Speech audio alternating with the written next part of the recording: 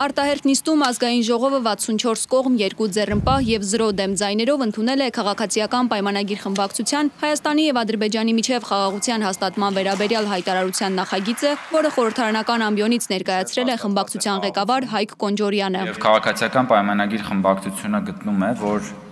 ազգային ժողովը պետք է պաշտոնապես արձանագրի այս փաստը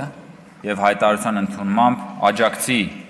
Հայաստանի ու Ադրբեջանի միջև հաստատված խաղաղությանը և կոչ անի բոլոր շահագրգիռ կողմերին ամրապնդելու և զարգացնելու հաստատված խաղաղությունը։ Ընդդիմությունը դեմ է արտահայտվել նախագծին, քվեարկությունն էլ բոյկոտել է։ Խաղաղությունը անհրաժեշտություն է, բայց իրենց առաջարկածը զիջումների, հսկայական զիջումների դիմաց զինադադար է ընդամենը, որ իրենք փորձում են մեր ժողովրդին ծախել իբրև խաղաղություն։ Հետևաբար այս շոուին մենք չենք պատրաստվում մասնակից լինել։ Ավելի ուշ Հայաստան խմբակցությունը հայտարարություն է տարածել, ըստ որի նախագիծը հանրությանը մոլորեցնելու Նիկոլ Փաշինյանի հերթական փորձն է։ Հայտարարության նախագիծը ոչ մի առնչություն չունի իրական խաղաղության հետ, որն այդքան անհրաժեշտ է մեր երկրին։ Այն չի համապատասխանում իրավական, քաղաքական եւ Հայաստանի ու հայ ժողովրդի անվտանգ կենսագործունեության նվազագույն պահանջներին։ Հայկ Կոնջորյանը պնդում է, ազգային ժողովի հայտարարությունն ամբողջությամբ իրավական է եւ համապատասխանում է ազգային ժողովի կանոնակարգ օրենքի չափանիշներին։ Ես բերեմ խաղաղության գլխավոր փաստարկը։ Հայաստանի Հանրապետությունում Հայաստան-Ադրբեջան սահմանին վերջին 1 տարի 7 ամսվա ընթացքում ոչ մի զինվոր չի զոհվել կրակոցից։ 1 տարի 7 ամսվա ընթացքում ոչ մի զինվոր չի զոհվել կրակոցից։ Սա խաղաղության ամենամեծ կռվանն է։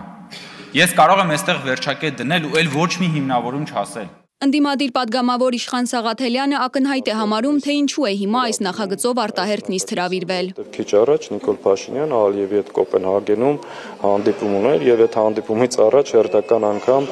ուզում էր դուր գալ Ալիևին,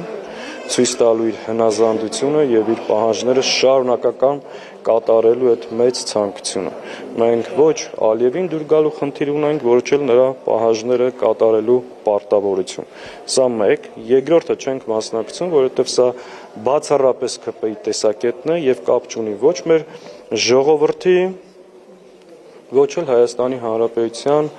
կամքի եւ հավաքական շահերի հետ։ Հայտարարություն է տարածել նաեւ Պատիվ ունեմ խմբակցությունը, ընդգծելով խաղաղության մասին նախագիծը աշխարհաքաղաքական արկածախնդրության, միակողմանի զիջումների, ազգային շահերը սակարկման հանելու եւ անորոշ ապագայի վերաբերյալ փաստաթուղթ է։ Շատ տարօրինակ է այս հայտարարության մտահղացումը մի փուլում, երբ Ադրբեջանի նախագահը շարունակում է գործել եւ խոսել ուժի դիրքերից, Հայաստանին ագրեսորի եւ ռազմական հանցագործի պիտակավորում կարել, որ հակասում է ոչ միայն իրական խաղաղության օրակարգին, այլ Հայաստանի իշխանությունների բանակցությունների վերաբերյալ հնչեցրած սկզբունքներին։ Քաղաքացիական պայմանագրից վստահեցնում են, եթե ընդդիմադիրները չեն մասնակցում նախագծի քննարկմանը, ուրեմն իշխանությունը ճիշտ ուղու վրա է։ Ընդդիմություն, որը ձգտում է